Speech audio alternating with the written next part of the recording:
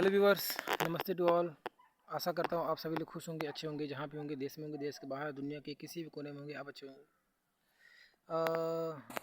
आपको पता है फ़िलहाल में इंडिया पाकिस्तान का उस तरह हालत बने थे कि बड़े पैमाने पे युद्ध हो सकता है। लेकिन जिस तरह से 2-3 दिन में मीडिया के थ्रू जो भी चीज़ें सामने आ रही है, ऐसा लग रहा है कि रुक जाएगा।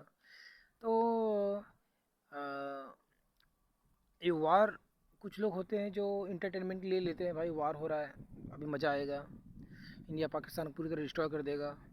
सेम थिंग्स पाकिस्तान में भी माइंड सेट लोग लोग हैं। लेकिन लोगों को ये नहीं पता कि जो हम ये सब जो चीज़ें वार होता है, इसमें इतने बड़े पैमाने पे नुकसान होता है, जान मान की हानि होती है और करोड़ों हमारे पैसे डूब जाते हैं।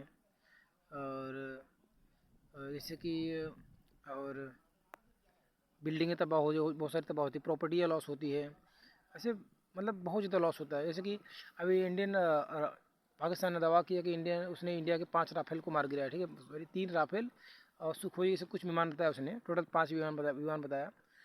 अभी इंडिया ने फ्रांस से ख़रीदा था, 35,000 करोड़ का कुछ था, कॉस्ट था, और कुछ 30-35 मतलब कि उसने ऑर्डर किया था।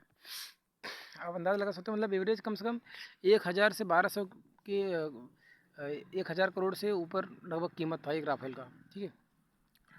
तो और जो आर्म्स एंड एम्यूनिशन हम यूज़ करते हैं और जो ऑपरेशनल कॉस्ट होता है अपना एरोप्लेन का, फाइटर जेट का, ये सब मतलब बहुत है, बहुत ज़्यादा है।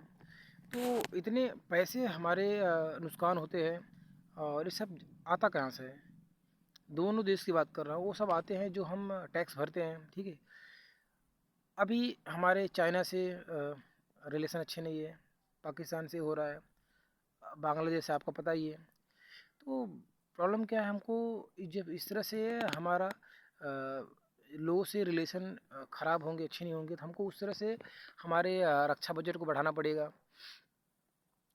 तो ज़्यादा से ज़्यादा हमको आर्म्स एंड एम्यूनिशन पे खर्चा करना पड़ेगा, और ज़्यादा से ज़्यादा हमको हमारे जो ट्रूप्स हैं उनको बढ़ाने पड़ेंगे। आर्मी की जो टोटल पॉपुलेशन है वो भी इंक्रीज़ करना पड़ेगा। तो मेरा कहना ये है, जिस तरह से अपने देश में, देश दुनिया में लोग बेरोज़गारी है, लोग भूखमरी के शिकार हो रहे हैं दुनिया में, देश दुनिया में। तो मुझे लगता है हमें इन सब से चीज़ों से हटकर युद्ध को इतना कोशिश करना चाहिए कि युद्ध ना हो, और हमारे जितने पैसे हम आर्म्स एंड एम्यूनिशन और इस पे खर्चा कर रहे हैं, हम ज़्यादा से ज़्यादा पैसे हम टेक्नोलॉजी पर खर्चा करेंगे, जो एक बेहतर ज़िंदगी के लिए काम आएगा।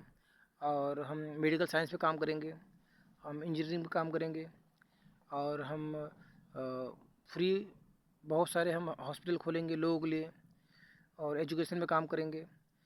इससे क्या होगा, पूरे देश दुनिया हर जगह लोगों को फ़ायदा होगा। इस तरह से युद्ध अगर हम हमेशा हम इसी तरह से हम लोगों से दुश्मनी करके, और फिर अंदर ही अंदर हमें ऐसा लगेगा कि हमको और भी चीज़ें बढ़ाना चाहिए, नहीं तो ये हमला कर देगा, वो हमला कर देगा, एक दूसरे का डर बना रहेगा, तो हमको उसी तरह हमको काम करना पड़ेगा सभी चीज़ों पे। तो उसके लिए हमको रक्षा बजट बढ़ाना पड़ेगा, तो हमारे ज़्यादा से ज़्यादा पैसा हमारा इसी में जाएगा, ठीक है। तो मेरा कहना यह है, सभी मेरा एडवाइस है इंडिया और पाकिस्तान और ये दोनों देश के ऊपर, हम दोनों 1947 से एक ही थे, और हम लोगों ने दोनों देशों ने बहुत 250 साल तक ब्रिटिशर लोगों से हमने बहुत ज़्यादा लड़ाइयाँ लड़ी हैं, और कैसे तो हमने आज़ादी पाई है, तो उस आज़ादी को हम ना गंवाएं, और हम उसको अपनी जनता के बेहतरी के लिए लगाएं। हमने बहुत अन्याय सहा है अंग्रेज़ों द्वारा।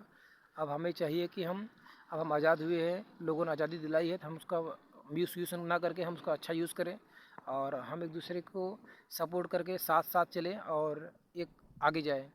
देश धर्म, देश रहेगा, हम रहेंगे, देश रहेगा, और सब कुछ रहेगा, ठीक है। अगर हम ही नहीं रहेंगे, देश ही नहीं रहेगा। देश देश क्या करोगे अगर अगर आप ही नहीं रहोगे?